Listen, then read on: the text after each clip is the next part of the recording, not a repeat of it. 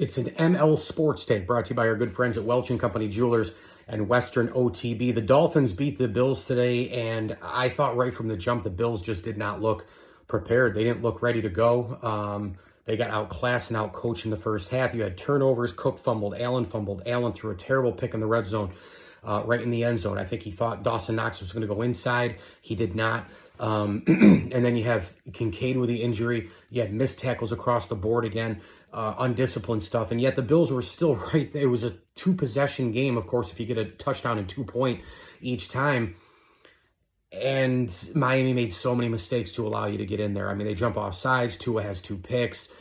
And it's a Mike McDaniel-led team. And the Bills were still somehow in it, and then everything else fell apart anyways. Once you get a little bit of momentum, you get the Allen pick. You get some momentum, Allen fumbles. And Allen hasn't been good this year either.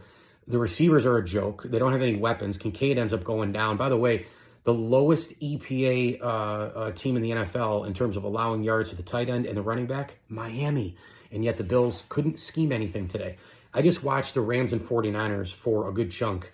There's scheme stuff going all over the place. By the way, the 49ers have had injuries galore. They've been riding Mac Jones this year, and they're a team that is going to be a problem in the playoffs. Sean McVay, Kyle Shanahan, head coaches, offensive minds, scheme. Matt Stafford is almost 40 years old, and he's got Devontae Adams as like his 3rd or 4th option. Josh Allen's in his prime in his late 20s, and he has nobody. So, we heard Jalen Waddle like it was a first rounder. I would have offered 2 more picks. I would have called the Jets and said, you want 2 first rounders and 2 seconds and a 3rd and a 4th the next 2 years? Take them all, because we're going into a new stadium. We've got JA-17 in his prime. We got to go get at least the number 1 guy. We have to do that. And they aren't doing that. They didn't do that for him. And now we have an AFC where the Ravens are coming, but they're still down. KC's down. Cincinnati, no Burrow the rest of the year.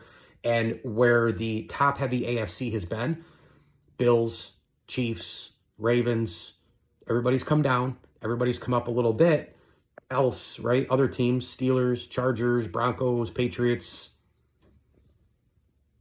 Now you have a more loaded AFC of good to very good teams, which doesn't bode well for the Bills, a team that they're going to have to work to get into the playoffs.